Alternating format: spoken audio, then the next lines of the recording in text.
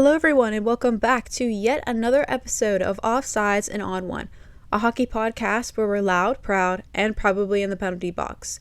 I'm your host, Devin Moore, and I'm here to talk all things hockey.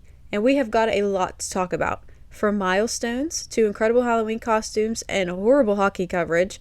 And this week in hockey has so much to offer, so let's get right into it.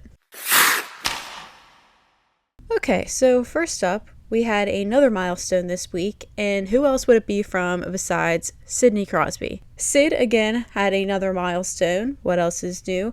He hit 1,700 points this week against the Blues when they played in Pittsburgh on Monday night. And not only did Sid have that milestone in that game, but that game was just crazy.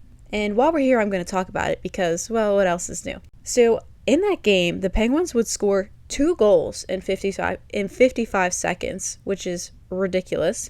But of course, as the Penguins always do, they decided to blow it later in the game. Thankfully, they did come back and ended up winning and beating the Blues. And back to Sid with this. The goal that he scored in this game was absolutely ridiculous. He had a lot of chances all night, and I think he was getting a little frustrated that, pucks just weren't going in the net for him. But in the end, it was all worth it because of the incredible breakaway goal that he scored. Sid comes barreling down the ice. The puck lands right on his stick, and he is gone. He puts his shot on the net, bounces off the pad of the goaltender. I believe it was Joel Hofer in net at that time. It bounces off Hofer and lands right back on Sid's stick, and of course, just puts it right back in the net. All by himself. Doesn't need any help. I mean, how much more Sidney Crosby does it get than that? I mean, if he's not going down on a knee to put a puck in the net, that is the most Sidney Crosby goal he can score. But yeah, it was incredible. And Brian Rust scored a super cool goal that game too. Another Crosby-esque goal from Rusty. It's been great to see a lot of that from him. But yeah, that whole game was really sick. And congrats to Sid on breaking yet another record and another milestone. I mean, how many more do we have? It seems like every game, every week, we have another Crosby milestone. It's incredible to see, and let's keep that up. Let's keep racking up the milestones here in Pittsburgh. So, of course, the biggest news from this past week in hockey was the Frozen Frenzy, which took place last Tuesday, October 28th, where all 32 teams played in one night. Now, of course, this could be maybe due to poor scheduling, but they've turned it into the special thing that is the Frozen Frenzy, which is great. It's like Hockey Christmas, but as I said last time we had this at the very beginning of the season, it's a lot to handle. But I had the TV on, I had the laptop going, I had the iPad going. I mean, every screen that I had a hockey game on it, so it was really awesome. And the first game I want to talk about from the Frozen Frenzy was that crazy Avs and Devils game. This game was just ridiculous. The final score was 8-4 with the Avalanche coming out on top.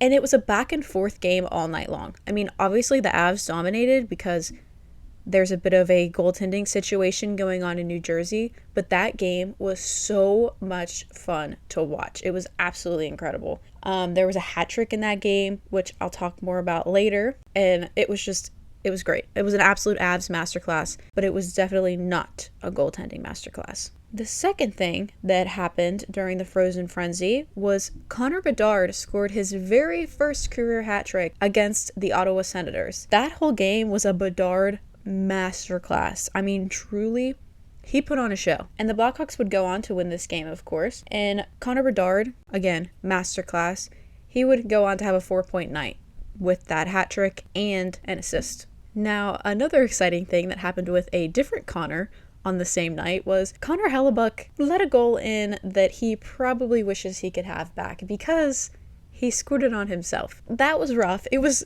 kind of funny, but as a big Connor Hellebuyck fan, it was obviously hard to watch. But thankfully, the Jets would go on to win this game in overtime, 4-3, so it wasn't so bad. It could have been a lot worse, but yeah, it was a little bit rough. Go on and look up that video to see, because it was just, the puck was bouncing everywhere. Nobody knew where it was, and it unfortunately bounced off of Bucky's pad and made its way into the net.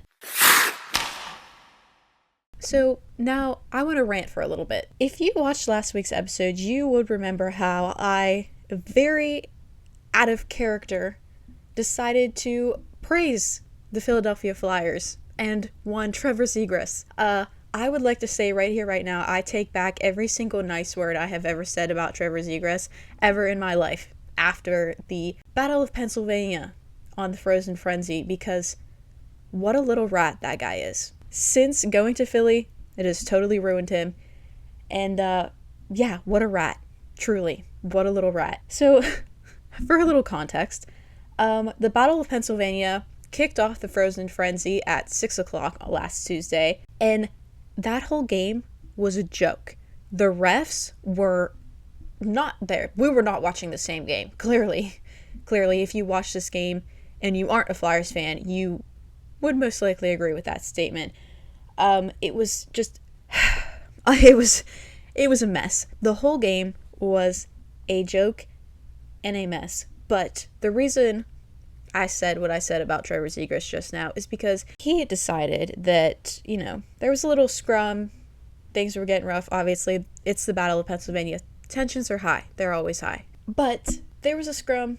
Noel Acciari ends up on the ground, and then this little rat, truly, what a little bitch this guy is. He's not actually fighting anybody. He's not getting mixed into the scrum. Once Acciari's on the ground already, the refs are already over there getting themselves involved. Zegras pulls his helmet off, and the look on Acciari's face when he stands up and sees this kid ripping his helmet off his head, it was like a smile, but also confusion.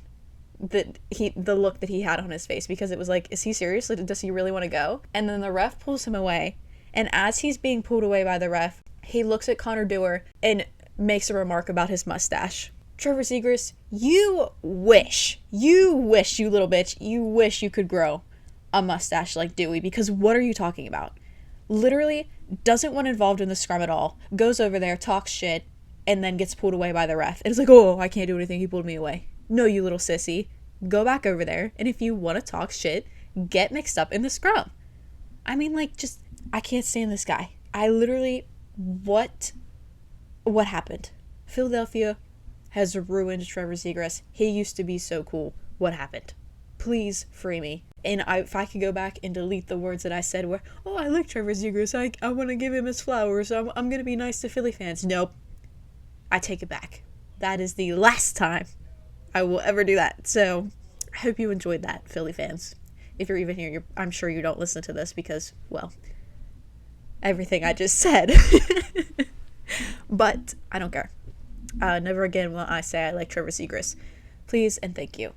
And Connor Dewar, your mustache is incredible. Don't let anybody tell you anything different. But yeah, that game was a nightmare. The Pens would go on to lose 2-3 in the shootout because in a ridiculous, of course this happened this way. Sidney Crosby came off the bench because the scrum was right next to the bench. And of course, he's going to see if he can get involved there. But Crosby came off the bench. So when it came time for a shootout, that meant that he was ineligible. Of course, right? Of course that would happen. Because that's never happened ever. Literally, when have you ever heard of that happening? But of course it happened to Sidney Crosby in Philadelphia, and these refs were, literally every single one of them must have been a Philly native, but whatever, I don't care. I'm not mad. But yeah, it was ridiculous. And Crosby was ineligible for the shootout, and we would go on to lose. But anyway, the Flyers are still super terrible, so things could be worse. It could be worse. We could be in a wild card battle with them or something, but we're not, so everything's okay. All right, rant over. And that's enough of that. Thank you for being with me through that, because I needed to get that off my chest. Anyway, I'm going to get into my game of the week really quick, and it's got to be that Avs versus Devils game, because, wow. Not only was it a high-scoring game, obviously, it was 8-4, but it was just so much fun to watch the whole time. It was so much fun to watch. Genuinely, I thought Markstrom was just going to hang it up after this game, because, yikes, comes back, finally, after, the Devs really have needed him recently, and then lets 8 past him. It was rough, but on a good note for the Avs, not the Devs, Victor Olofsson gets his first career hat trick and added 2 assists for a 5-point night. I mean, what a masterclass from this guy. Nathan MacKinnon would score twice and moved up to fourth on the Avs all-time scoring list. And the Avs power play went 4 for 6, making Avs fans just completely forget about their poor performance on the power play to start this season, because wow, that was impressive. And the Avalanche would snap the Devils' 8-game win streak after winning this game. When you look at it from a Devils fan's perspective, obviously it doesn't seem so bad because, they just won 8 games in a row. And really from just a hockey fan perspective, it doesn't seem that bad. Which, yeah, when you look at the base score, 8-4, you're like, woof. But then, oh, well, they just won 8 games in a row. So I guess it's not so horribly bad. But yeah, that's pretty much how I feel about that. Because, yeah, that's a horrible way to lose, but they just won 8 in a row. And they're leading their division. Like, it was one night. So, yeah, it's not too bad. And they still scored 4 goals. So, it's not like Devs fans, you don't have anything to worry about. Like, it's not... Some people on the internet are really blowing this up. But it's not that deep. It was one game, one night. And had some trouble for the goalie. Like, had a little trouble in net. It's not a big deal. Now I'm going to do the player of the week. So, player of the week, I decided, honestly, it was sort of a 3-way tie for player of the week this week between Victor Olofsson, Connor Bedard, and Sidney Crosby. All players that I've already talked about. But ultimately, I ended up going with Connor Bedard because of his first career hat trick. It was a great breakout performance from Bedard. Not to say that he's had a slow start to the season by any means, but of course expectations are always really high for him, and I think some people were expecting more from him, but this just shut everybody up, obviously. I mean, to go out there and score a hat trick like that. And then he also had an assist that night, so he had a 4-point night. But my honorable mention, of course, is Sidney Crosby, but Sid could be the player of the week every week, and that would get really boring. But yeah, Sid's my honorable mention because that goal that he scored against the Blues was ridiculous, and he's Sidney Crosby. So what else do you want from me? Okay, now, goalie of the week. Guess who it is again? Anthony Stolarz. It's Anthony Stolarz. Sorry I had to pick him again, but this also goes into the Zegras thing, because the sole reason that Anthony Stolarz is my goalie of the week is because when the Leafs play the Flyers on Saturday, there was a scrum, of course, and little Zegras was over there chirping, like he always does, and Anthony Stolarz makes his way from his crease over and grabs Zegras by the back of his jersey and just slowly pulls him away. He just slowly pulls him away from the scrum. Zegras doesn't. He's not arguing. He's not pulling. He's still talking. His mouth is still moving. But Anthony Stolarz just slowly pulls him away from the scrum. It was great. I love that. And that is the reason that Stolarz is my goalie of the week. But he also made 33 saves that game, and the Leafs came up with a 5-2 win. So that's a good performance that I believe deserves to have goalie of the week. And this is my show. So if you have a different opinion, make your own show. Thank you, Anthony Stolarz, for putting Trevor Zegras in his place. I really appreciate you. Okay, so now I'm going to go ahead and get into the league standings. So as of today, which is Monday, November 3rd at about 2 o'clock, the Montreal Canadiens lead the Atlantic with 18 points, but they are tied with the Detroit Red Wings, who also have 18 points. So there's a tie up there in Atlantic. Similarly, in the Metro, we have a tie between the Devils and the Penguins at 18 points. Then in the Central, we have the Avs leading with 19 points. And in the Pacific, of course, they still stink. And the Ducks lead with 15 points. And of course, the Avs lead the league with 19 points. Now, I just want to move into a few things that have been on my mind from listening to hockey shows and seeing things on the internet. A few surprises for me to start off this season, and I only have 2, but there are a few things that I think a lot of people would agree on. The first biggest surprise for me to begin this season is the Maple Leafs. They've been so lackluster. And I know last season was a little bit rough for them. And I know some people were expecting them to have a little trouble going into this season, considering it being their first season without Mitch Marner. But it's been kind of really rough. The Leafs are 6-5-1. They're 6th in the Atlantic Division. I mean, for me personally, that's way worse than I thought they were going to be. I mean, obviously I thought they were going to struggle, but 6-5-1 is kind of rough. The Leafs usually have a slow start, and they usually don't start picking it up until, December into the beginning of the following year. But I mean, man. But I think just overall, their style of play is what really has been a struggling point for them. They're just really, I think, relying too much on their star players, who obviously you can't rely on every night. Also that, and just they dump the puck and they're just like, well, hopefully Austin and Willie are down there somewhere. Like, just send it down the ice, don't ice it, and it'll find Austin. Like, no. No. From every Leafs game I have watched so far this season, that's what I'm gathering, is that they're literally just like, get pucks in deep, find our star forwards, which is not fair to anybody. And especially not Austin Matthews, because I still feel like he is really adjusting to playing without Mitch Marner. And, obviously that's going to take time. He's been so used to playing with that guy, and they had just such great chemistry, and it's just not fair. I feel like the way that they're really stars up in Toronto is really not great, and their goaltending has been iffy. I mean, Anthony Stolarz is great. Obviously, I've had him as my goalie of the week twice, which maybe I shouldn't, but hey, again, my show. But yeah, it's just their goaltending's been iffy. The defense isn't great. The offense is send it down the ice, and hopefully Austin Matthews is down there somewhere, but that's not always gonna work, obviously. So yeah, I think it's just chemistry's off.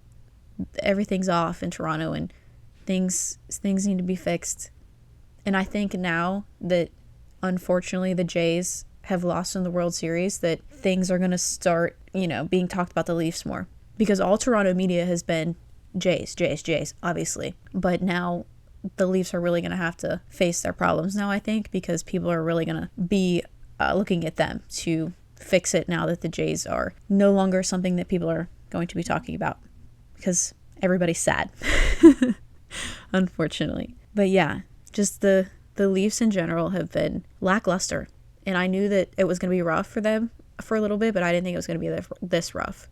Okay, so my next biggest surprise, and last biggest surprise, only had the two, but it's going to be another slow start, but not from a team, from a goaltender, and it's Jordan Binnington, because he's had a bit of a slow start to begin this season. The reason that I'm thinking this, because the Blues aren't really a favorite in any sense. Like, they'll probably go to the playoffs, or fight for a wild card spot, but they're certainly not like a contender right now. But the reason I bring this up is because what is Team Canada planning on doing if Jordan Binnington keeps up this pace? Because right now, Jordan Binnington is Team Canada's projected goalie for the 2026 Winter Olympics. But if he keeps this up, are they going to switch it up? Who knows? They don't really have a lot of options for goaltending in Canada right now, unfortunately. Well, fortunately enough for Team USA, but not for Team Canada. And if Binnington really keeps this up, what are they going to do? I mean, by no means am I saying he's having like a horrible performance or anything. He's still playing okay, but it's just that he's playing okay. He's not playing at Binnington level, and he has a 3.21 goals against average and an 860 save percentage, which again, not horrible, but like, I don't think that's what Team Canada is looking for. And if Binnington's their best option, things might be a little rough. I mean, they have Sam Montembeault that could go in there.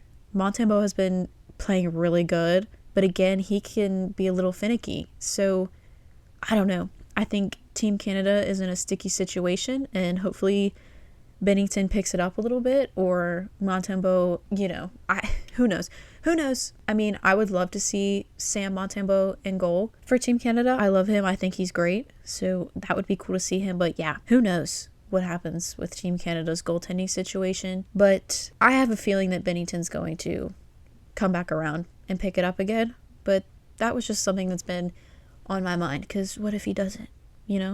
but he has before, and he was great for them in the foreign nations, and obviously that's big, to be in net for your nation's team. So I think he'll really turn it around if that's something that they bring to his attention, that are like, well, hey, we're going to look at our other options too. I think that's a big thing that he's definitely going to start picking it up a bit, because I don't think he wants to lose that spot. But yeah, those were my biggest surprises so far this season. Really not that many, and they're not huge surprises, but there's just some things that have been on my mind for sure.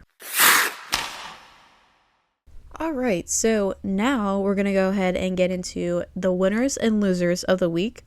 First up, we're obviously going to have the winners. The first winner of the week is going to be Mitch Marner, and that is because he's just a nice guy. Last week when the Golden Knights played the Canes, unfortunately, Canes rookie Joel Nystrom took a slap shot to the face from Brayden McNabb, and it was rough. I mean, he was right to the ice, leaking everywhere. I mean, it was ugly. And Mitch Marner was right there and helped him stand up and kind of helped him get his balance, along with a couple other members of the Canes. But Marner was right there and sort of helped him get his balance and helped him up until one of the Canes trainers was able to come over and give him a towel and help him back over to the bench. But yeah, Mitch Marner's just a nice guy. I really wish he didn't play for the Golden Knights, but hey, life's not fair, so. Mitch Marner, if you ever want to become a Pittsburgh Penguin, please take a several $1,000,000 pay cut, and then you can come to the Penguins. Let's start a petition. Let's start an offsides and on one petition to get Mitch Marner to come to Pittsburgh. We can start a GoFundMe. Hey, maybe it's possible with the extra cap space we'll have next year, but who knows? Who knows? Mitch Marner, please come help Sid and Gino and Tanger win another cup. Anyway, yeah, Mitch Marner's a nice guy. Love the guy. Our second winner of the week is going to Kevin Hayes. Because, of course, I mean, obviously I love this guy, but Hazy booed Gritty at the Penguins' morning skate. He was out there just practicing, putting some shots on, getting ready. He's still out for the Penguins right now, obviously, but he was out there practicing a little bit. And Gritty was also on the ice, in the stands, actually. And he had, those Nerf footballs that, make a lot of noise when you throw them? He had a bunch of those and was practicing getting them in, a chuck-a-puck bucket on the ice. And he missed every time. So Hazy was booing him from the Penguins bench. And it was great. I saw this video on Twitter. Some real insider journalism from Penguins practice in Philadelphia. But yeah, it was great to see. Gritty sucks. I hate that guy. If you couldn't tell, I really don't like the Philadelphia Flyers, which is why our next winner of the week goes to the police dog that pooped on the Flyers logo at center ice. Now, this obviously makes no sense. I have no idea what the context is for this, but I saw this video on Twitter where there was, I'm sure it was after Flyers practice, because there was one of the Flyers on the ice in a practice jersey. But there was several police officers out there with canine dogs, with their police dogs. And they were out at center ice, and they were sort of just walking around. And then all of a sudden, one of the dogs makes his way over to the very center of the logo in the ice and just takes a big steaming poo right on the middle. Right on the middle of the Flyers logo. And oh my gosh, I was dying laughing. But what a good dog. I mean, truly, what a good dog. He's out there protecting and serving the community and also taking craps on the Flyers logo. But yeah, it was great. And I have the picture up here too for you to see. And it was just, it's incredible. It's really funny. So our next two winners of the week are going to go to two different tweets that I saw because they were just too funny. The first tweet is from Holly on Twitter, and it reads, Bedard getting goal 6 and Nazar getting goal 7 is kind of poetic if you think about it. And that's so true. I mean, truly, it is poetic to think things 6 and things 7 go on to score their 6th and 7th goals. It really is beautiful. Hockey is beautiful. But yeah, I thought this tweet was funny. I see a lot of funny tweets. We could honestly have a whole segment on this show where I just talk about funny tweets that I see. And who knows, that could be something I do someday. But yeah, this one was good. The next tweet is, I don't remember what the Twitter handle is, but it's a little, those little teeny mates that you can get in the blind bags. I have the picture up here for you to see, but it's a little teeny mate of Alex Ovechkin inside of a bottle, and the tweet reads, "Gold 900, not on my watch, your local Etsy witch." So basically, it was during the Caps versus Stars game, and whoever this person was put the little tiny Ovi in a bottle and put him in there to make sure he wouldn't score his 900th goal against the Stars. And you know what? I respect it, because that is totally something I would do. Something silly like that. I would totally do something like that. And honestly, I might steal that idea. I need to know where to get that little bottle, because I do in fact have an Alex Ovechkin teeny mate that I could put in a little bottle. Good luck, Caps fans. And just wait until I get my hands on a Trevor Zegras teeny mate. Y'all don't stand a chance. All right, so we have 2 more winners here. And obviously we had a lot this week, but you know, there was a lot going on hockey social media this week, so I just had to pick all the ones I possibly could. But this next winner is social media related, because the winner is the Blackhawks TikTok admin. Because this Halloween, they made sure not to kill their star player by giving Connor Bedard a peanut-free trick-or-treat bag, which I just thought was cute. You know, that's real thoughtful. Obviously, you don't want to give your star player a Snickers or something when he's allergic to peanuts. I just thought that was sweet. Not only did they do that and make sure they didn't kill Connor Bedard, but the trick-or-treat bags themselves were made up of candies from like the countries that all of the players are from. So like they got candies from every country that every Blackhawks player was from and put it in a candy bag. Like, that's so sweet. They're so thoughtful. So shout out to the Blackhawks admin. You guys are doing some good work over there. Not only are you posting those 6-7 TikToks, but you're thoughtful, and I appreciate you. And finally, our last winner of the week also has to do with Halloween, and a Halloween costume, in fact. And this winner of the week is the winner of Halloween. This is the off-size and on-one winner of Halloween, and it's gonna go to the Winnipeg Jets. Obviously, the Blackhawks and the Sharks both had really good Halloween costumes, but nobody beats these Jets, because this Halloween weekend, Luke Shen, Hayden Fleury, Connor Hellebuck, Josh Morrissey, and Neil Ponick went as the Backstreet Boys, and their partners dressed up as the Spice Girls. Is that not the cutest thing in the entire world? Also, I'm almost 100% sure I said Neil's last name wrong, but hey, you know what? I don't feel like Googling it, and that's a hard name to pronounce, so sorry. But is that not the cutest idea ever? Also, the picture that you can see here of them all, literally, I saw that on Instagram and I laughed out loud. It was so funny. It's such a good idea. They did the pose. It was so great. The Backstreet Boys group and the Spice Girls, they all look so cute. So the Winnipeg Jets are the ultimate winners of Halloween this year. But yeah, that's going to do it for the winners this week. There was a lot this week. Shockingly, there's only one loser this week. So let's go ahead and get into that.